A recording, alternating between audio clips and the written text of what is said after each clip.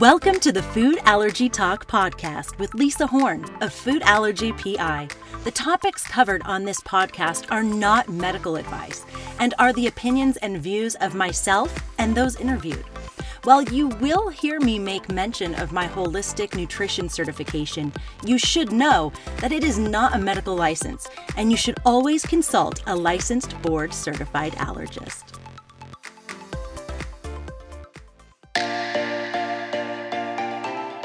I'm Lisa Horne of Food Allergy P.I., host of Food Allergy Talk. I'm a holistic nutritionist, cookbook author, food allergy community advocate, and blogger. I am married with 5 children, ages 4, 6, 9, 11, and 14. We live on a small ranch in southeastern Arizona, where I homeschool all 5 of our children. I got involved in the food allergy community through support outreach and fundraising back in 2009, following my oldest child's first anaphylactic reaction. Later in 2012, I initiated legislation to allow for stock epinephrine to be available for all students in Arizona schools. Even though my children have always homeschooled, I knew this was important for the food allergy community. That legislation was later passed into law in 2013. In 2018, I began focusing my energy on reaching out to the food allergy community through my blog, Food Allergy P.I. Now, as we head into 2022, I have created the Food Allergy Talk podcast as a way to continue building community and helping others in the food allergy community. My goal is to help you not only learn from my journey and those interviewed on the Food Allergy Talk podcast, but to grow and gain confidence in all facets of living a full, whole life with food allergy, body, mind, and spirit. Health, safety, social, emotional, and spiritual well-being, all of which are impacted by living with food allergies, as well as for those caring for others with food allergies. This is Food Allergy Talk, where you can come to connect and leave uplifted, empowered, and ready for success. If you are here, odds are you have had an anaphylactic or food allergy-related experience. I'll never forget my son's first anaphylactic reaction. This is one of the first things food allergy individuals seek out when joining this community. What is your story? What was your or your child's first reaction? This is our story. I was a young first-time mom and wanted to give my son his first PB&J. I cut one of those fun, pre-made, refrigerated sandwiches in half and tried to get him to give it just one little bite. He wanted nothing to do with it. And looking back on it, it was almost as if he innately knew that it was not safe for him. So I tried to get a little bit of the sandwich on the tip of my finger and touch it to his mouth in hopes that he'd get a little taste and want more. Instead, he began screaming bloody murder and wiping furiously at his face. I turned around for what had to be less than a minute to wet a rag so that I could clean his face off. When I turned back around to wipe his face, he had smeared the small dollop of PB&J all over his tiny little face, into his eyes. His whole face was puffed up. He has super long, dark, thick eyelashes, and I couldn't even see them. They were lost in his now puffy face and eyes. He had also stopped crying and was changing color. So I quickly grabbed him out of his high chair and without a purse or shoes, drove him to the emergency room, which happened to be about a mile from our home.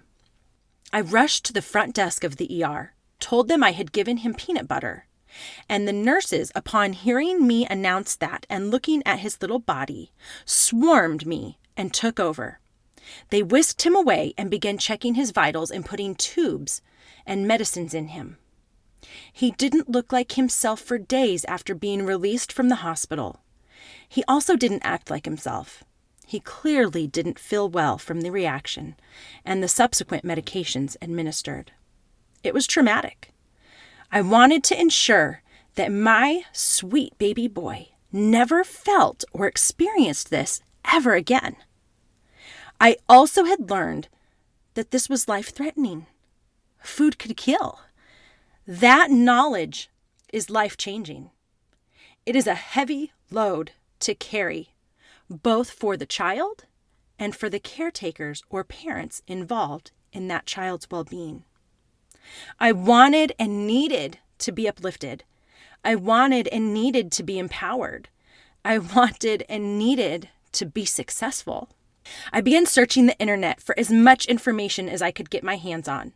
That is where I learned about a local food allergy walk in my area that was looking for someone to assist in fundraising for a nonprofit that was serving in the food allergy community local to me. From that point on, I have not only tried to make every effort to keep my son safe, but to continue to share all that I learn with others in the food allergy community as well, so that I can do my part to help uplift, empower, and bring success to others.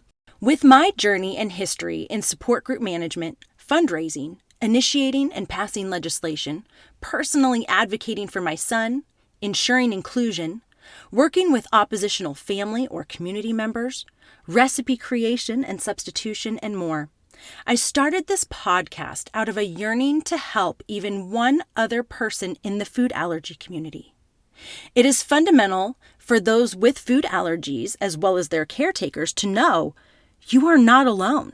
I couldn't imagine kicking off the Food Allergy Talk podcast, episode 1, coming January 2022, with none other than that sweet little baby boy that I've been taking care of all these years, who is now a teenager, my son with food allergies, Stetson Horne.